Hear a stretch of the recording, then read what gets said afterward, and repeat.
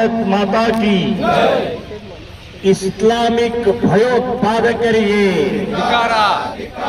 Islamic ಭಯೋತ್ಪಾದಕರಿಗೆ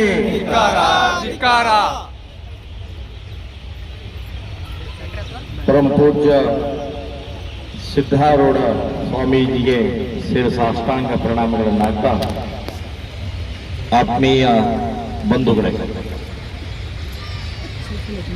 ಇವತ್ತು ದುಃಖದ ದಿನ. ಸಿಟ್ಟು ಬರ್ತಾ ಇದೆ, ನೋವಾಗ್ತಾ ಇದೆ, ವೇದನೆಗಳಾಗ್ತಾ ಇದ್ದಾವೆ. ಇಡೀ ದೇಶದಲ್ಲಿ ಏಪ್ರಿಲ್ 22ನೇ ತಾರೀಕು ನಡೆದಂತಹ ಘಟನೆ 2025, ಒಂದು ವರ್ಷ ಆಯ್ತು. ಇದನ್ನ ಮರಿಬಾರದು. ನಮ್ಮ ಹಿಂದೂ ಸಮಾಜದಲ್ಲಿ ಮರೆಯುವುದು, ಮರೆತು ಹೋಗುವುದು ಇದು ಬಹಳ ಒಂದು ಕೆಟ್ಟ ರೋಗ ಇದೆ. ಈ ಘಟನೆ ಮೊದಲೇದು ಅಲ್ಲ, ಕೊನೆಯದು ಅಲ್ಲ. ಇಂಥ ಘಟನೆ ಎಲ್ಲಿವರೆಗೆ ಇಸ್ಲಾಂ ಇರುತ್ತೆ ಅಲ್ಲಿವರೆಗೆ ನಡೀತಾನೆ ಇರುತ್ತೆ, ನಿರಂತರವಾಗಿ ನಡೀತಾ ಇರುತ್ತೆ. ಅವರ ಉದ್ದೇಶ ಬಹಳ ಸ್ಪಷ್ಟವಾಗಿದೆ. ಇಡೀ ಜಗತ್ತು ಇಸ್ಲಾಂ ಆಗಬೇಕು, ಮುಸ್ಲಿಮ ಜಗತ್ತಾಗಬೇಕು, ಶರಿಯಾದ ಆಧಾರದ ಮೇಲೆ ಜಗತ್ತು ನಡಿಬೇಕು ಅಂತನ್ನುವಂಥದ್ದೇ ಅವರ ಸ್ಪಷ್ಟವಾದಂತಹ ನಿಲುವಿದೆ, ಗುರಿ ಇದೆ. 1400 ವರ್ಷದ ಮುಂಚೆ ಇಸ್ಲಾಂ ಇರಲಿಲ್ಲ.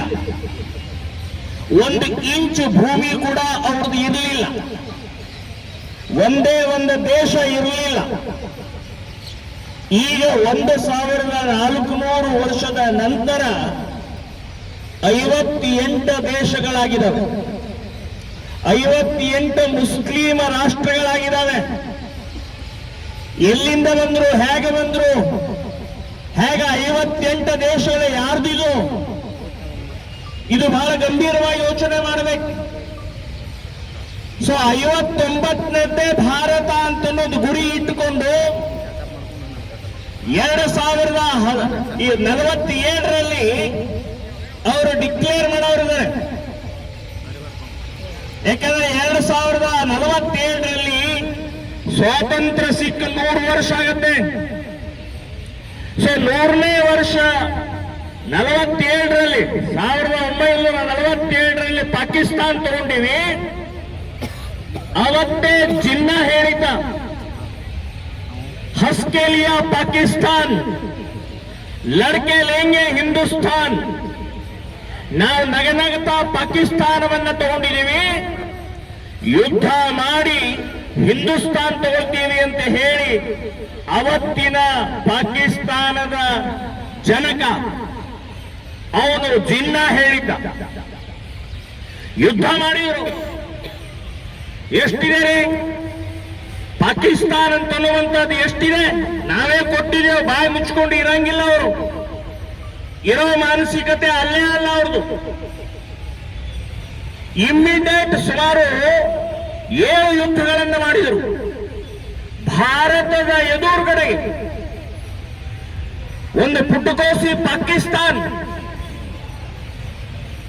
ಇಲ್ಲಿ ನಡೆದಂತ ಈ ಸಿದ್ಧಾರೂಢ ಮಠದಲ್ಲಿ ನಡೆದಂತ ನಾವು ಜನ ಎಲ್ಲರೂ ಒಂದ್ಸಲ ಕ್ಯಾಕರ್ಸಿ ಉಗಿದ್ರೆ ಪಾಕಿಸ್ತಾನ ಮುಳುಗಿ ಹೋಗುತ್ತೆ. ಅಂತ ಪಾಕಿಸ್ತಾನ್ 7 ಯುದ್ಧ ಮಾಡುತ್ತೆ ನಮ್ಮ ಮೇಲೆ ಅಂತಂದ್ರೆ ಎಷ್ಟು ಸೊಕ್ಕು ಇದೆ, ಅವರದ ನಿಲುವೇನು, ಉದ್ದೇಶ ಏನು ಅನ್ನೋದನ್ನ ಅರ್ಥ ಮಾಡ್ಕೊಳ್ಬೇಕು. ಪಾಕಿಸ್ತಾನದಲ್ಲಿ ಇರುವಂತಹ ಮುಸ್ಲಿಮರು ಯಾರು ಅರಬಸ್ತಾನದಿಂದ, ಇರಾಕದಿಂದ ಬಂದಂತವರು ಅಲ್ಲ. ಅವರೆಲ್ಲ ಭಾರತೀಯ ಮುಸ್ಲಿಮರೇ. 47ರಲ್ಲಿ ಸ್ವಾತಂತ್ರ್ಯ ಸಿಗೋಕ್ಕಿಂತ ಮುಂಚೆ ಬ್ರಿಟಿಷರು ಮುಂದೆ ಹೇಳಿದರು, ನೀವು ಹೋಗೋಕ್ಕಿಂತ ಮುಂಚೆ ದೇಶವನ್ನು ತುಂಡು ಮಾಡಿ ಹೋಗ್ಬೇಕು. ಬಹಳ ಸ್ಪಷ್ಟವಾಗಿ ಬ್ರಿಟಿಷರ ಮುಂದೆ, ಕಾಂಗ್ರೆಸ್ ಮುಂದೆ, ಗಾಂಧಿ ಮುಂದೆ, ನೆಹರು ಮುಂದೆ ಇದನ್ನ ಬೇಡಿಕೆಯನ್ನು ಇಟ್ಟರು. ಈ ಪಾಕಿಸ್ತಾನ ಅಂತನ್ನುವಂತ ಪ್ರದೇಶದಲ್ಲಿ ಮುಸ್ಲಿಮರ ಜನಸಂಖ್ಯೆ ಜಾಸ್ತಿ ಇದೆ, ಅದನ್ನ ನಮಗೆ ಕೊಡಬೇಕು. ಈಗ ನಮ್ಮ ವಿಶ್ವನಾಥ್ ಹೇಳಿದ ಹಾಗೆ ದಾವಣಗೆರೆಯಲ್ಲಿ 80,000 ಮುಸ್ಲಿಮರಿದ್ದೀವಿ, ನಮಗೆ ಸೀಟ್ ಕೊಡಬೇಕು ಅಂತ ಹೇಳಿದ ಮಾನಸಿಕೆ ಜಿನ್ನಾ ಮಾನಸಿಕತೆ ಇದು. ಇದೇ ಮಾದರಿಯಲ್ಲೇ ಕೇಳಿದ್ರು ಆವತ್ತು ಜಿನ್ನಾ, ಇಲ್ಲಿ ಮುಸ್ಲಿಮರ ಜನಸಂಖ್ಯೆ ಜಾಸ್ತಿ ಇದೆ, ಇದು ನಮಗೆ ಬೇಕು, ಇದನ್ನು ಕೊಟ್ಟು ನೀವು ಖಾಲಿ ಮಾಡ್ರಿ ಅಂತ ಹೇಳಿದ್ರು. ಅವತ್ತಿನ ಕಾಂಗ್ರೆಸ್, ಗಾಂಧೀಜಿ, ನೆಹರು ಒಪ್ಪಿಗೆ ಕೊಟ್ಟು ಬಿಟ್ಟರು. ನಾನು ಗಾಂಧೀಜಿ ಮತ್ತು ನೆಹರು ಕಾಂಗ್ರೆಸ್ನವ್ರು ಕೇಳ್ತಾ ಇದ್ದೀನಿ, ಯಾರು ನಿಮ್ಮ ಅಪ್ಪನ ಆಸ್ತಿನ ಇದು ಭಾರತ ಪಾಕಿಸ್ತಾನ ಕೊಡಕ್ಕೆ? ಯಾರ ಆಧಾರದ ಮೇಲೆ ಕೊಟ್ರೆ? ಯಾರನ್ನ ಕೇಳ್ಕೊಂಡು ಕೊಟ್ರೆ? ನಾವು ಇನ್ನೂ 100 ವರ್ಷ ಹೋರಾಟ ಮಾಡ್ತೀವಿ, 1 ಇಂಚ್ ಕೂಡ ಪಾಕಿಸ್ತಾನ ಅಂತ ಕೊಡುವುದಿಲ್ಲ ಅಂತನ್ನುವಂಥವ್ರು ಹೇಳಬೇಕಾಗಿತ್ತು. ಹೇಳಿಲ್ಲ, ಕೊಟ್ರು. ಗಾಂಧೀಜಿ ಅವತ್ತೇನು ಹೇಳಿದ್ರು? ಎಲ್ಲ ಶಾಂತಿ ಆಗತ್ತೆ, ನಮ್ಮ ದೇಶ ಸುಖವಾಗಿರುತ್ತೆ ಅಂತ ಹೇಳಿದ್ರೆ. ಗಾಂಧೀಜಿ ಕಾಂಗ್ರೆಸ್ನವ್ರಿಗೆ ನಾನು ಕೇಳ್ತೇನೆ, ಅವತ್ತು ಡಾಕ್ಟರ್ ಅಂಬೇಡ್ಕರ್ ಅವರು ಬಹಳ ಸ್ಪಷ್ಟವಾಗಿ ಹೇಳಿದರು, ಈಗಾಗಲೇ ವಿಶ್ವನಾಥ್ ಅವರು ಹೇಳಿದ್ದಾರೆ, ಪಾಕಿಸ್ತಾನ ಒಪ್ಪೋದಿಲ್ಲ ಅಂತ ಹೇಳಿ ಡಾಕ್ಟರ್ ಅಂಬೇಡ್ಕರ್ ಅವತ್ತೇ ಹೇಳಿದ್ರು, ನಾನು ಒಪ್ಪಲ್ಲ ಪಾಕಿಸ್ತಾನ. ಆದ್ರೆ ಗಾಂಧೀಜಿ, ನೆಹರು ನೀವಿಬ್ರು ಸಿಗ್ನೇಚರ್ ಮಾಡಿಬಿಟ್ಟಿದ್ದಾರೆ, ಒಪ್ಪಿಗೆ ಕೊಟ್ಟುಬಿಟ್ಟಿದ್ದಾರೆ, ಬ್ರಿಟಿಷರ ಜೊತೆಗೆ ಒಪ್ಪಂದ ಮಾಡಿಬಿಟ್ಟಿದ್ದಾರೆ. ಆದರೆ ಅವರಿಗೊಂದು ಕಂಡೀಷನ್ ಹಾಕಿ, ಭಾರತದಲ್ಲಿ ಇರುವಂತ ಎಲ್ಲ ಮುಸ್ಲಿಮರು, ಟೋಟಲ್ ಮುಸ್ಲಿಮರು ಎಷ್ಟು ಜನ ಇದ್ದಾರೆ ಅಷ್ಟೆಲ್ಲರನ್ನು ಪಾಕಿಸ್ತಾನ ಕಳಿಸಿ, ಪಾಕಿಸ್ತಾನದಲ್ಲಿರುವಂತ ಎಲ್ಲ ಹಿಂದೂಗಳನ್ನ ಭಾರತಕ್ಕೆ ಕರೆಸಿ ಅಂತ ಹೇಳಿ ಡಾಕ್ಟರ್ ಅಂಬೇಡ್ಕರ್ ಅವತ್ತೇ ಹೇಳಿದ್ರು. ಅವ್ರಿಗೆ ಗೊತ್ತಿತ್ತು ಇಸ್ಲಾಂ, ಮುಸ್ಲಿಂ ಇವರು ಯಾರು, ಏನ್ ಮಾಡ್ತಾ ಇದ್ದಾರೆ ಅಂತೇಳಿ ಅಧ್ಯಯನ ಮಾಡಿ ದೂರದೃಷ್ಟಿ, ಈ ದೇಶದ ಸುಖಕ್ಕೋಸ್ಕರ, ಈ ದೇಶದ ಸುರಕ್ಷತೆಗೋಸ್ಕರ ಡಾಕ್ಟರ್ ಅಂಬೇಡ್ಕರ್ ಅವತ್ತೇ ಹೇಳಿದ್ರು.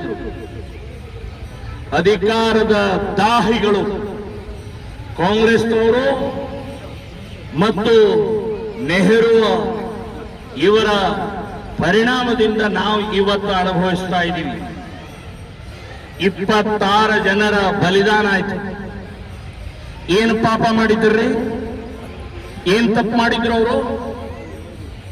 ರಜೆ ಇದೆ, ಸೂಟಿ ಇದೆ, ಗಂಡ, ಹೆಂಡತಿ, ಮಕ್ಕಳು, ತಂದೆ, ತಾಯಿ ಎಲ್ಲರನ್ನು ಕರ್ಕೊಂಡು ಪಹಲ್ಗಾಮ್ ಹೋದ್ರು. ಶ್ರೀನಗರದಲ್ಲಿರುವಂತ ಪಹಲ್ಗಾಮ್ ಒಂಥರ ಸ್ವರ್ಗ ಅದು. ನೀವು ಜಗತ್ತಿನಲ್ಲಿ ಎಲ್ಲೂ ಹೋಗಬೇಕಾಗಿಲ್ಲ. ಸ್ವರ್ಗದ ಮಾದರಿಯಲ್ಲಿರುವಂತಹ ಸೃಷ್ಟಿ ಸೌಂದರ್ಯಗಳನ್ನು ಕೂಡಿದಂತಹ ಕಾಶ್ಮೀರದಲ್ಲಿ ಇಂಥವು 100 ಸ್ಥಳಗಳಿದ್ದಾವೆ. ಅದರಲ್ಲಿ ಪಹಲ್ಗಾಮ್ ಒಂದು. ಆ ಪಹಲ್ಗಾಮ್ಗೆ ತಮ್ಮ ಮಕ್ಕಳನ್ನ, ಹೆಂಡತಿ, ತಂದೆ, ತಾಯಿಯನ್ನು ಕರ್ಕೊಂಡು ಆನಂದವಾಗಿ ಹೋಗಿದ್ದಾರೆ. ಸಾವಿರಾರು ಕುಟುಂಬಗಳು ಅಲ್ಲಲ್ಲೇ ಕೂತ್ಕೊಂಡು ಹರಟೆ ಹೊಡಿತಾ ಇದ್ದಾರೆ, ಆಟ ಆಡ್ತಾ ಇದ್ದಾರೆ, ಊಟ ಮಾಡ್ತಾ ಇದ್ದಾರೆ. ಅಂಥ ಸಮಯದಲ್ಲಿ 6 ಜನ ಇಸ್ಲಾಮಿಕ್ ಭಯೋತ್ಪಾದಕರು, ಮುಸ್ಲಿಂ ಭಯೋತ್ಪಾದಕರು ಬಂದು ಆ ಸಾವಿರಾರು ಜನ ಕೂತಂಥವರಲ್ಲಿ ಒಬ್ಬೊಬ್ಬರು ಒಂದೊಂದು ಕಡೆ ಹೋಗಿ ಕೇಳ್ತಾರೆ. ಏನ್ ಕೇಳಿದ್ರು? ನೀವು ಹುಬ್ಬಳ್ಳಿಯವರ ಅಂತ ಕೇಳಿದ್ರ? ನೀವು ಲಿಂಗಾಯತರ, ನೀವು ಬ್ರಾಹ್ಮಣರ, ನೀವು ಕುರುಬರು ಅಂತ ಕೇಳಿದ್ರ? ನೀವು ಬಿಜೆಪಿ, JDS, ಕಾಂಗ್ರೆಸ್ ಅಂತ ಕೇಳಿದ್ರ? ನೀವು ಕರ್ನಾಟಕ ಮಹಾರಾಷ್ಟ್ರ ಅಂತ ಕೇಳಿದ್ರ ಇಲ್ಲ. ನಿಮ್ಮ ಜಾತಿ, ನಿಮ್ಮ ಪಕ್ಷ, ನಿಮ್ಮ ಊರು ಯಾವುದನ್ನೂ ಕೇಳಲಿಲ್ಲ. ಇದನ್ನ ಅರ್ಥ ಮಾಡ್ಕೊಳ್ಬೇಕು ನಾವು. ಕೇಳಿದ್ದೇನು, ನೀನು ಹಿಂದೂ ಆಗಿದೆಯಾ ಅಂತ ಕೇಳಿದ್ರು. ಹಿಂದೂ ಅಂದ ತಕ್ಷಣನೇ ಹಣೆಗೆ ನೇರವಾಗಿ ಗುಂಡು ಹೊಡಿತಾರೆ. ಹೆಂಡತಿ ಎದುರುಗಡೆಗೆ ಕೂತಿದ್ದಾಳೆ, ಆನಂದವಾಗಿ ಕೂತಿದ್ದಾಳೆ ಹೆಂಡತಿ. ಈ ಗಂಡನ ಹಣೆಗೆ ಗುಂಡು ಹೊಡೆದ ಮೇಲೆ ರಕ್ತ ಚಿಮ್ಮಿ ಆ ಹೆಂಡತಿಯ ಮುಖಕ್ಕೆ ಸಿಡಿಯುತ್ತೆ. ಅಲ್ಲೇ ರಪ್ಪ ಅಂತ ಬೀಳ್ತಾರೆ. ಇನ್ನೊಂದು ಕಡೆಗೆ ಇದೇ ಮಾದರಿಯಲ್ಲಿ ಕೇಳಿ ಗುಂಡು ಹೊಡಿತಾರೆ. ತಾಯಿಯ ತೊಡೆ ಮೇಲೆ ರಪ್ಪ ಅಂತ ಬೀಳ್ತಾರೆ. ಮಗನೇ ಅಂತ ಕೂಗ್ತಾರೆ ತಾಯಿ. ಅದೇ ಮಾದರಿಯಲ್ಲಿ ಮಕ್ಕಳು ಆಟ ಆಡ್ತಾ ಇರುವಂತ ನೋಡಿ ಅಪ್ಪ ಬಿದ್ದ, ಅಪ್ಪ ಅಂತ ಕೂಗ್ತಾರೆ. ಬಂಧುಗಳೇ, ಏನು ಅಪರಾಧ, ಏನು ತಪ್ಪು, ಏನು ಅವ್ರು ಮಾಡಿದ್ರು? ವಿಹಾರಕ್ಕೆ ಹೋಗಿದ್ರು, ಆನಂದವಾಗಿ ಅಲ್ಲಿ ಇರುವಂತಹ ಸೃಷ್ಟಿ ಸೌಂದರ್ಯವನ್ನ ಸವದು ಬರೋಣ ಅಂತ ಹೇಳಿ ರಜೆ ಹಾಕಿದ್ರು. ಈಗ ತಿಳ್ಕೊಳ್ಳಿ, ಸಿದ್ಧಾರೂಢ ಮಠ, ನಾವು ದೇವಸ್ಥಾನಕ್ಕೆ ಬರ್ತೇವೆ, ಸಿದ್ಧಾರೂಢರು ಅಲ್ಲಿ ಹೋಗಿ ದರ್ಶನ ಮಾಡ್ತೀವಿ, ಆರತಿ ಮಾಡ್ತೀವಿ, ನಮಸ್ಕಾರ ಮಾಡ್ತೀವಿ. ಸಿದ್ಧಾರೂಢ ನಮ್ಮನ್ನ ಕಾಪಾಡಪ್ಪ ಅಂತ ಹೇಳ್ತೀವಿ. ಇಲ್ಲಿ ಬಂದ್ರು ಅಂತ ತಿಳ್ಕೊಳ್ಳಿ, ಇಸ್ಲಾಮಿಕ್ ಭಯೋತ್ಪಾದಕರು. ನಾನು ಯಾಕೆ ಹೇಳ್ತಾ ಇದ್ದೀನಿ ಅಂತಂದ್ರೆ, ನಮ್ಮ ಸಮಾಜ, ಹಿಂದೂ ಸಮಾಜ ಬರೇ ದೇವರು ದೇವರು ದೇವರು ಅಂದ್ರೆ ನಡೆಯಂಗಿಲ್ಲ. ಅದರ ಜೊತೆಗೆ ಧರ್ಮ, ದೇಶವನ್ನು ಕೂಡ ನೆನಪಿಟ್ಟುಕೊಂಡ್ರೆ ಮಾತ್ರ ಸಿದ್ಧಾರೂಢ ಮಠ ಉಳಿಯುತ್ತೆ. ಇಲ್ಲಾಂದ್ರೆ ಇದು ಉಳಿಯುವುದಿಲ್ಲ. ನಿಮ್ಮ ಹೆಣಗಳು ಇಲ್ಲೇ ಬೀಳ್ತವೆ, ನೆನಪಿಟ್ಕೊಳ್ಳಿ. ಸೊ ಹೆಣಗಳು ಬೀಳಬಾರ್ದು, ಸಿದ್ಧಾರೂಢ ಮಠ ಉಳಿಬೇಕು ಅಂತಂದ್ರೆ ಈ ಘಟನೆ ಮರಿಬಾರ್ದು. ಪಹಲ್ಗಾಮ್ ಘಟನೆ ಮರಿಬಾರ್ದು.